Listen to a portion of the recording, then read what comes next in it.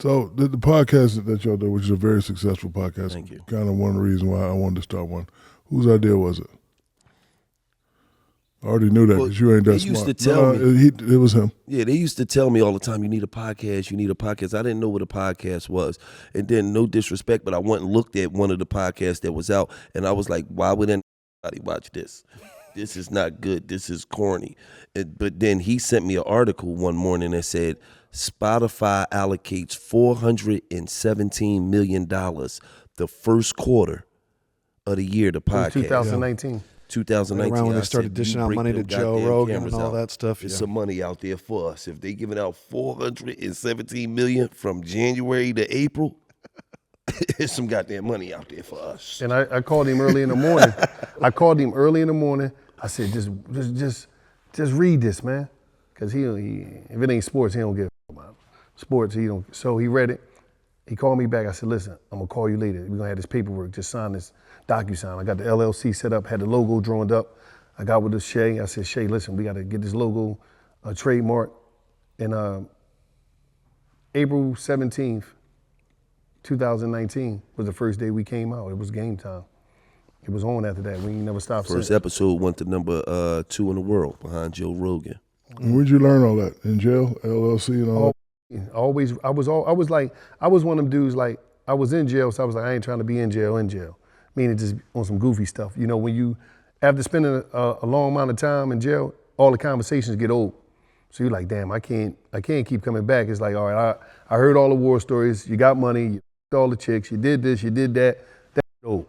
I got to start tapping these books, because when I go back out there, I got to take something. I got to do something else, because you know the family get tired of you keep going to jail. You keep telling grandma, I'm telling it on the phone. Listen, I'm chilling when I come home. He like, yeah, all right. Shut up, that's the jail. Man, I don't hear that Yep, shit. that's him. Everybody say that when Jail they in shit, jail. nigga, I'm you telling you ain't- it's over. I'm chilling when I come home. chilling. I'm straight. I got my life together. Shut the up. You gonna run up in a bank soon as So you everybody, Run up in the bank. everybody like, what's the name? I said, listen, so when I said, cuz, I'm telling you, when I get home, he said, just come home and chill. So I come home, I'm doing my thing. And I was building my own thing up. Cause he's like, come around, cuz. I said, cuz, I can't, I gotta get a little traction first. I can't just come lean on you. And then once I got enough traction, I started, every day I was just with cuz, every day. And at first, it was a little, like, people didn't understand what I was doing. They thought I was crazy. Because in the ghetto, when you come home from prison and you ain't going to sell drugs or going to rob somebody, you crazy. See when you robbing somebody, you shooting somebody, you selling dope, you cool. Everybody mess with you. But if you decide to do anything outside of that cool structure of tearing the community down, you a nut, you a square, you a lame, you a loose. So I had to go through all that. They calling cuz, damn, that went crazy in jail, man. They broke him. Just running down the street in the rain. He broke. Whole time they calling him, I'm in the crib with him. He got him on speaker like, no, he minding his business, man. He said, see, cuz, you doing something. These worrying about you. You have dudes got money selling drugs, get rappers, all that. What you worrying about me for? I'm living in any middle room. In the same size as my cell. He said, cuz, keep killing them, keep your foot on them. And I just kept going.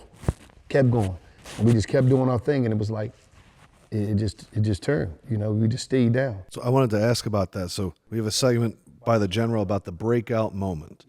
We are coming on the 3-year anniversary of the first episode, which has to be crazy for y'all.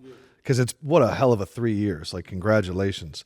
Was the breakout moment in the middle where you guys are talking to each other and being like, oh, this is going to work and it's easy? Was it when it went to number 2? Like, what was the moment where you realized all of those ideas you had are going to be real? He didn't even know. I was in Salt Lake City and I called him.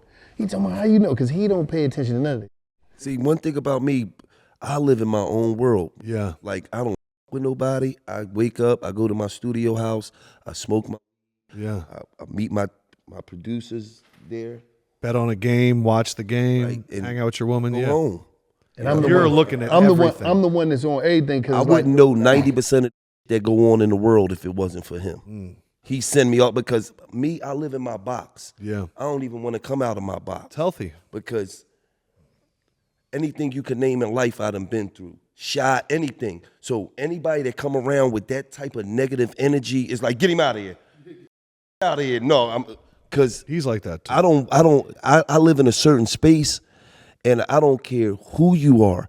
You're not that space up. My mother, my father, sisters, it don't matter. You're not my space up. So he's head down. And because I feel like when I was in jail, he was out here establishing something. So I'm always like, chill, cuz I got it. I'm gonna go LA, I'm gonna go meet with the people, and then I call him this, we gotta go get this money. Come on. Then I tell him to come. After we get to the point where it's like, we gotta get legal involved, and it's time for them wires to jump off, then he'd come. But I go figure it out. But you were saying Salt Lake City was the breakout moment? I was in Salt Lake City. That was the when I first called him and told him about that. But the breakout moment to us was when, I believe, when we was just doing it. It was just me and Gille doing it. And then we was doing it, and everybody was like, they hit us up, like, y'all crazy. Shaq hit us up, y'all crazy.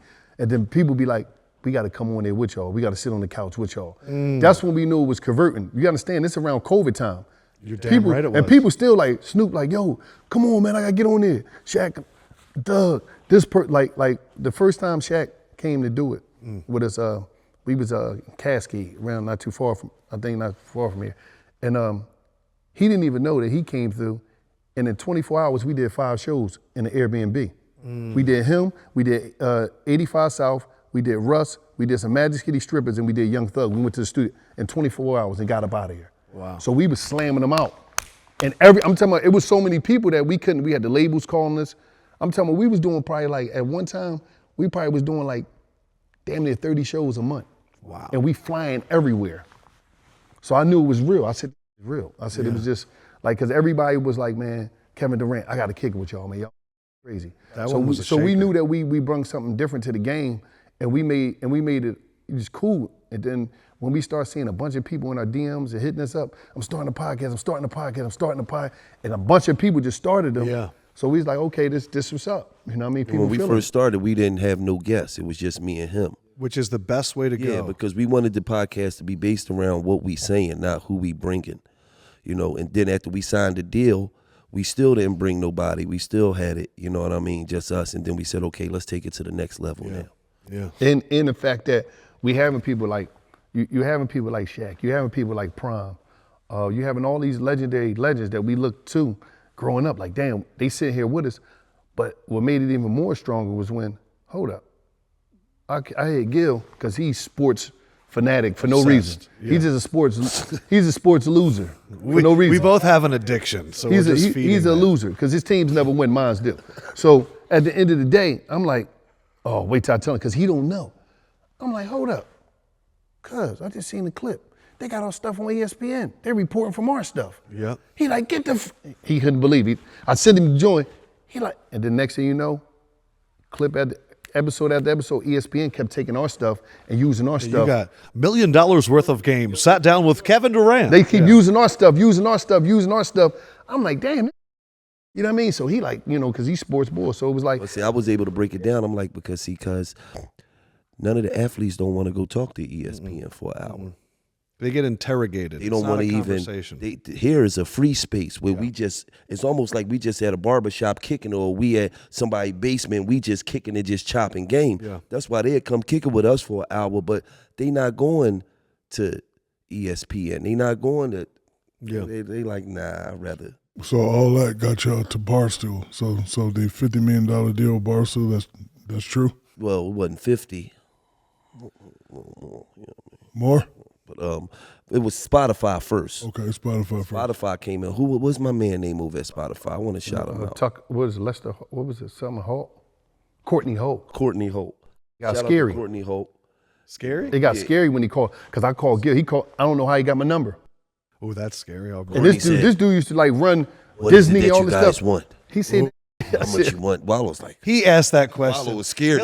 Question, I'll be like, damn, I'm intimidated. Because you don't think about that. No, because normally you get an offer, then you negotiate. When someone says, what do you want? You're like, I've never even thought about that. Because only with some real money can act shit. So what is and exactly the whole time, do you want? As soon as he called me, I called Gille, and while I'm talking to Gille and the way he talking, I'm Googling and I'm sending Gille, this who it is, this who it is, this who it is. So when he say, I said, no, what y'all want?